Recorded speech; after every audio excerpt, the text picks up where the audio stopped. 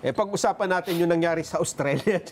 Ayaw nga pala, Oo. no? Nakakalungkot yung pangyayari na yan, ha? At ito ay nakuna ng video, ha? Oh, yes. Ang nakakuha ay mga nako po, ang daming Ito yung biktima, no? Ayan, no? Pero tapos na ito. Hindi. Ito yung nasa Active shooter pa to footbridge. Yung nasa footbridge Oo, ito. Oh. Pero before that, may nakakuha pa ng isa yung nandiyo sa building. Kinuha Iba ng iba pa yung nakapublish sa puno? Iba pa, iba pa. Ito Ayan yung na kasi nasa footbridge, nakatumba na ito, eh. Oo. Oo, later na to, eh. Oh. Ayun, oh. Pero yung nauna pa dyan, yung nandun sa puno yung shooter, Oo. nilapitan siya nung isang Yes. Tapos lalaki. inagaw yung baril. Inagaw yung barel. Oo. Oo. Hindi pala bababa sa 15 ang namatay dyan. Grabe, ano, ha? Oo nga, eh. Ang isang suspect pala ay, may nangyayaring celebration. Jewish Hanukkah celebration. Dyan sa Bondi Beach, Sydney, Australia. At saka talaga palang ang punteriya, mga Jewish community. Kaya Nelson, nandun kasi, nag-target yung anti-Semitic attack laban sa mga Australian Jews. Oo. Yung isang suspect na nakita natin, yung napatay, yan yung, na-neutralize nung, hindi pulis fruit vendor yun dyan Ganon yung nakakubli sa puno. Oo. Yun ba yun? Ayun. Nakakubli sa puno, di ba, na mga barel, tapos nilapitan. Oo. Inagaw yung barel. Nasugatan din yung mama dyan Oo, nasugatan. Parang sinakal niyo, tapos nakuha niyo yung baril. Binaril ba niya yung suspect na yon? Nakipagbuno lang siya, hindi siya marunong humawak ng barel Ganon. Oo. Matindi pala talagang pangyayari Pero nito. binaril siya nung kasama na nandun sa tulay. Oho. Yung nasa footbridge yun, no? Oo. Oh. Ayun, nasa, mayroon pa ata mga monoblocks. Open fire ang ginawa Yan Ito isa nasa footbridge. Doon nakapos sa may gawing itaas Oo, yung nakabagsak na yun, na nakaputi, nandun yan sa may puno sa mas maaga pang pangyayari. Kaya siya nakanandyan dahil naagawan siya ng baril dyan Nakapanlulumo ganun itong eksena, no? Akala natin sa pelikula lang ito nangyayari, Nelson. Ngayon pala yun, sa totoong buhay, Ano yun? Sino yung bumaril doon sa kanya? Yung kaya tumumba na siya, di ba? May Yung suspect na yun? responde ng May mga pulis na. authority. May mga snipers nang tumira sa kanya. Fruit shop owner pala siya.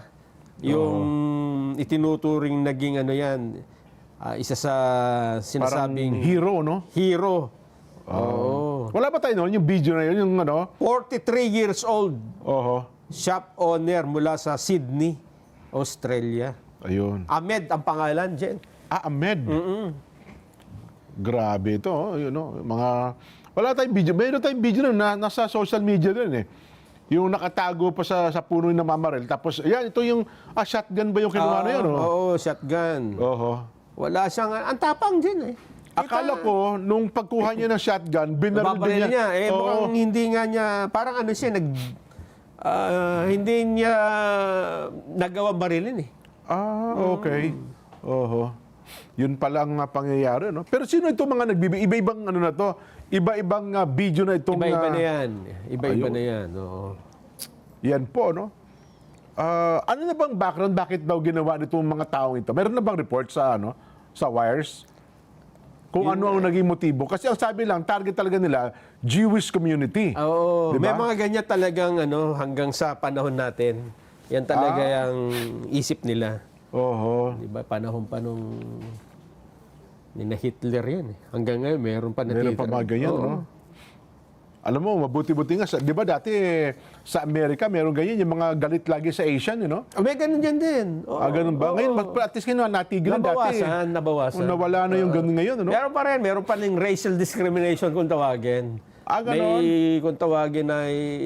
Yung bang pag nakakita ng Asian, basta na lamang sasapakin, hindi sa pa tren, sa kung saan-saan man. Oo. Itong mga ito naman ay anti-Semitic, ang tawag, Ayun. anti-Semitic. Kasi pag ginawa nila sa Pilipinas, yung mga Pilipino kasi lumalaban eh. Hindi nila ayaw din magpatalo ng mga Pilipino. Pero ito kasi baril lang may ano. Yes. May hawak na baril eh. Oo. Oo. Basta na lang na maril eh. At nanawagan po si Israeli Prime Minister Netanyahu na labanan ng mga gobyerno ang lumalalang kaso ng anti-Semitism.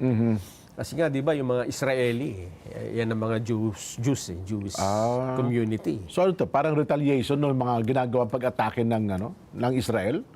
Hindi naman. Kasama na rin doon, pero mas malalim pa yung talagang noon pa yung nakaugat na noong unang panahon dyan. Ayun. Pero yung unang Ahmed ang pangalan. Si Ahmed. Di parang panggitnang silangan din na ang kanyang pangalan. Yes. Anyway, magantabay tayo siguro. Ano talaga? Wala namang Pilipino dyan na nadamay. Oo nga, kasi yan parang pagtitipon ng mga Jewish. Jewish, Jewish Jewish Hanukkah celebration. Ayan.